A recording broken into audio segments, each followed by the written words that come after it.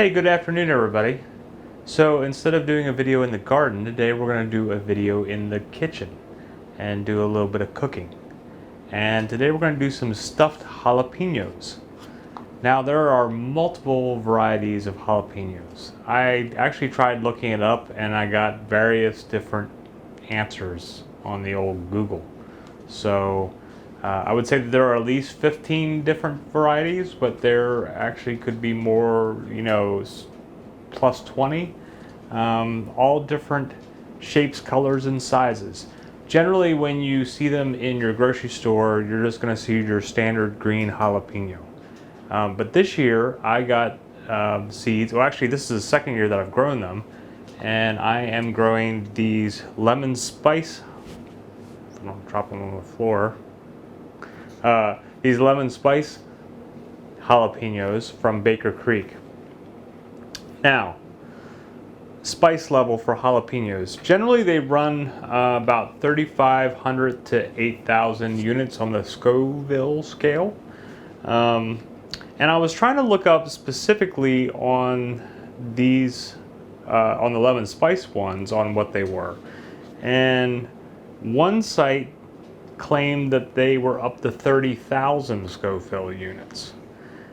I'm thinking that might be a misprint, but I don't know, because other ones that I saw, they still kind of put it in the range of 3,500 to 8,000.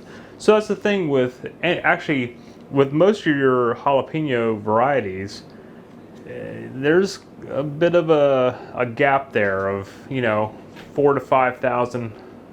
My cat's rubbing up against the thing. Waldo, what are you doing? Sorry about the camera bouncing around. Alright, so anyway, with jalapenos, sometimes you can get ones that are very mild versus ones that may be a bit more spicy for your taste. And there are certain varieties that are much milder as a general rule, but even your general jalapeno can have a range, so sometimes you don't always know what you're going to get. But today we're going to do some stuffed jalapenos. And just kind of throw them together and put them in the oven and do a little bacon and then kind of have some jalapeno popper type things, but they'll be way better than what you would ever get from, when you get your standard, I don't know, brew pub jalapeno popper type things. The one thing I find with a lot of different restaurants and the way that they do peppers, whether it's the chili rellenos or stuffed jalapenos, is that they cover them in breading. And then you're getting all this breading, and it really takes away from the star of the show, which should be the pepper. So when I either do my chili rellenos or now doing the stuffed jalapenos, I don't do breading. We're gonna stuff them with some good cheese goodness stuff, but really the star of the show is gonna be the pepper, and that's the way it should be. So let's get into getting down with these things. You're only going to need a few ingredients. Some jalapenos. Now granted, I'm using the lemon spice, but if you are growing any variety of jalapeno, this will work. Or even if you're not growing them, if you pick some up at your farmer's market, at the local grocery store, any type of jalapeno. These aren't that big. I mean, a lot of times when let me see if I can get that up in the screen there where it's not blurry, I mean, a lot of times the jalapenos you get in the stores are going to be a lot bigger, so these are smaller, and I've got 3 plants out there that are loaded with these things. A lot of them have not turned yellow yet, so I'm waiting on them, but it doesn't really matter which variety you use, whatever you can find or whatever you want to choose to use. Next, you're going to need some cilantro. I just went and cut this out of the garden, and so I still need to wash it off so it's not all dirty from the rain and mud splattering on it. So we're going to say, I didn't count how many jalapenos I have, but say about 12 jalapenos. These are little, so I don't know if this is going to be quite enough for the mix I'm making, but we'll just say 12 jalapenos. You want about a 1/4 cup of cilantro. you're gonna need about a 3/4 cup of, I almost said cottage cheese, of cream cheese that you want kind of at room temperature so that it's softer and easier to work with. Gonna need about a half an onion, minced. And then, as an additional cheese element, you can add some like Monterey Jack.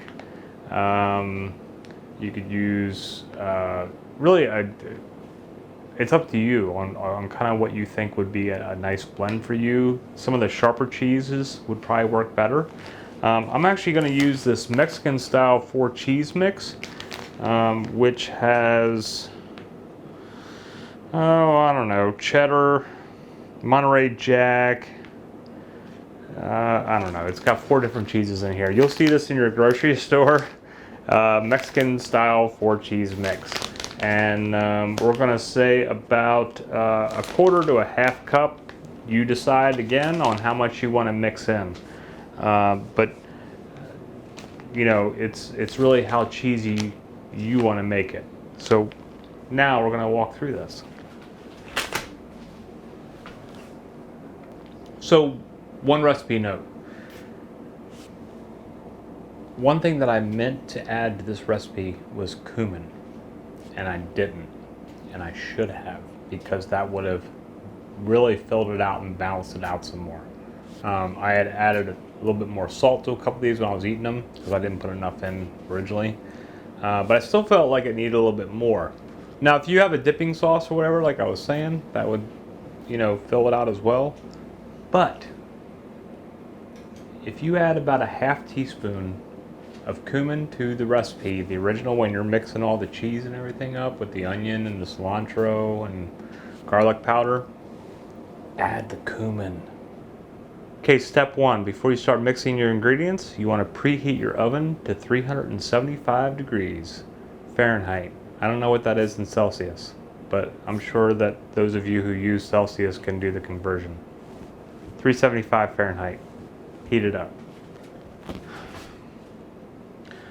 Okay, so I'm crying a little bit here because I was sad.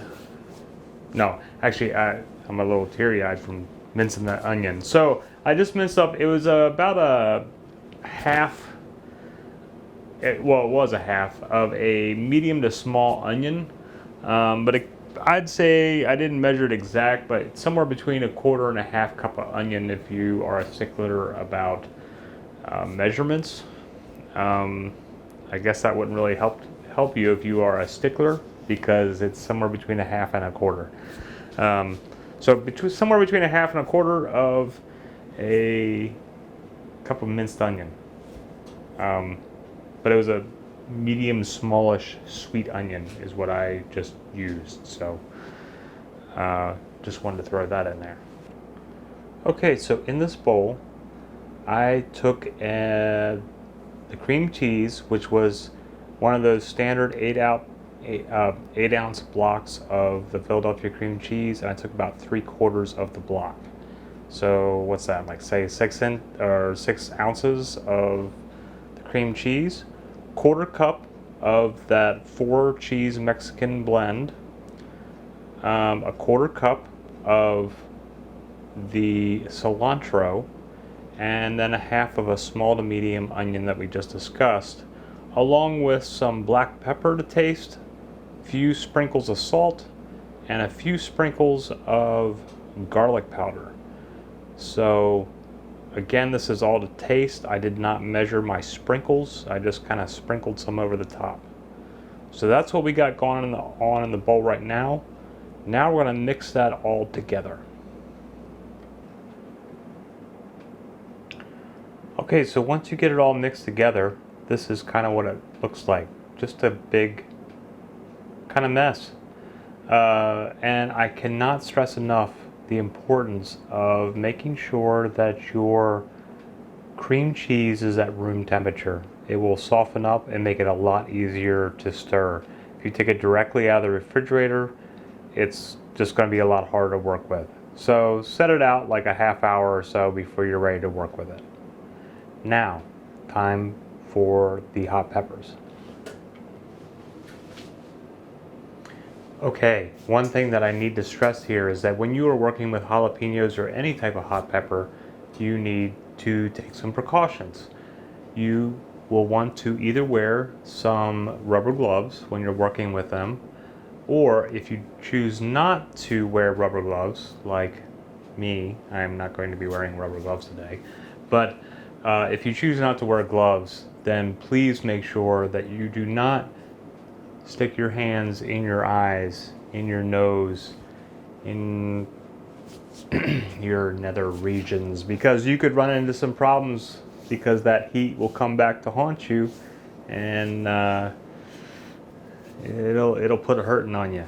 So if you're not wearing rubber gloves after you've worked with jalapenos or any other hot pepper, please make sure to wash your hands thoroughly, and even after that, I would recommend not touching any areas for some time after the fact. So be safe, kids. Okay, so with each one of your peppers, what you're going to do now is you are going to cut it lengthwise, split it in half. You could also cut off the stem, like cut out this end and hollow it out, but if you have a bigger jalapeno, that would work much easier, but because these are small jalapenos, we're going to cut them lengthwise, and then we will fill our little boats basically, and we'll show you what that looks like once I get them all cut up. Also, when you slice them lengthwise, so you're going to remove the stem, slice them lengthwise, clean out all the seeds and stuff in the middle, and so that way you just have a hollow jalapeno side, or you'll actually end up with two hollow jalapeno sides. Okay, you know what I'm talking about? All right, I'll show you what it looks like.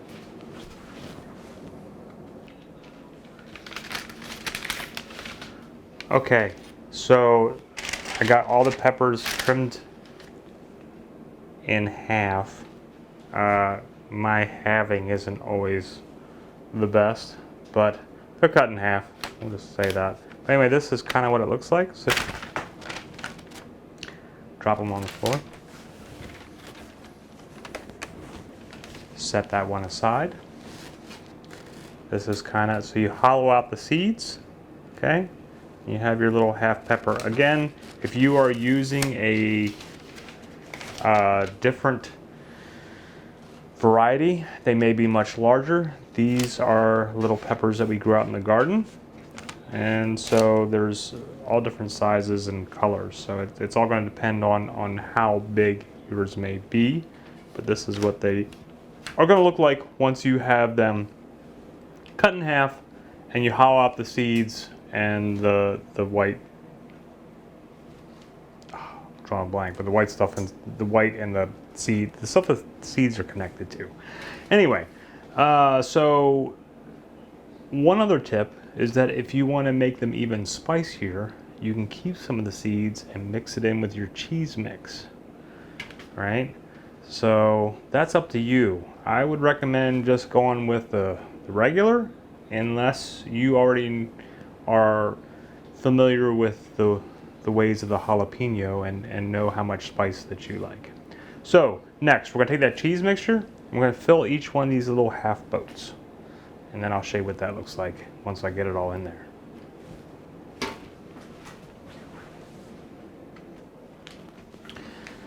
Alrighty, so we've got all our little halves stuffed with the cheese mixture, and you can use a spoon or a butter knife or whatever. I use a butter knife to kind of like spread it in there and mix it in.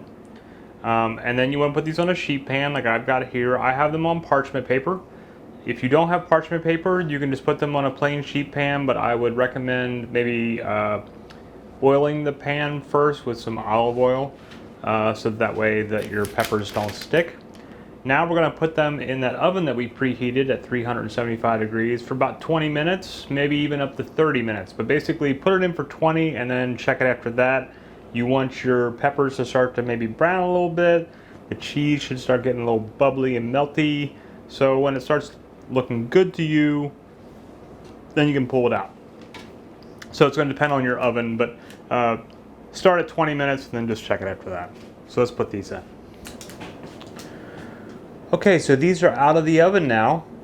I had said previously that they would take 20 to 30 minutes. After 20 minutes, there was a couple of like little tiny brown spots on them, but I wanted to get them more browned and kind of melty. So I put them in for a little bit longer, and total time on these was 29 minutes.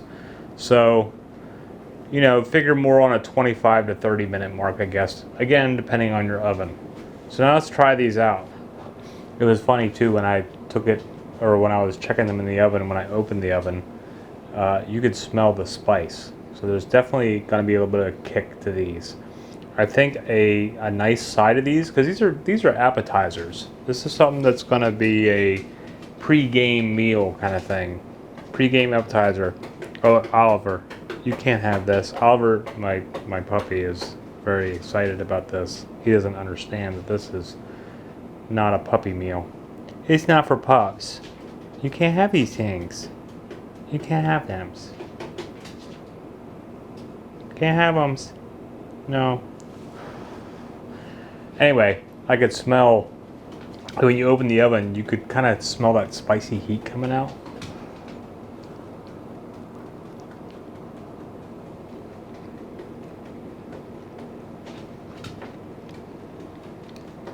Get back.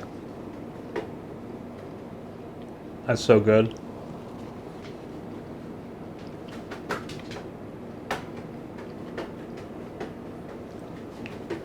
Come on. I'm gonna eat a whole plate of those. And actually, with these, they're not that spicy. Not much at all, since I scraped all the seeds out of them.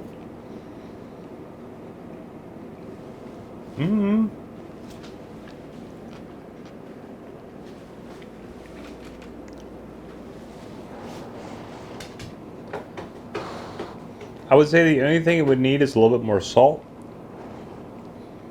But if you had some guacamole or some salsa to dip these in, come on.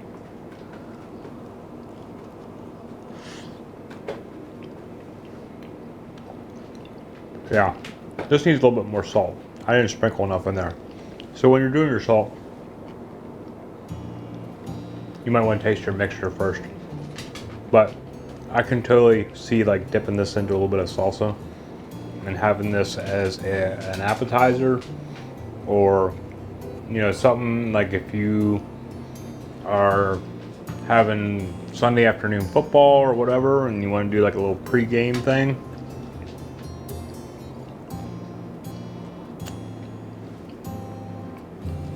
It's pretty fantastic.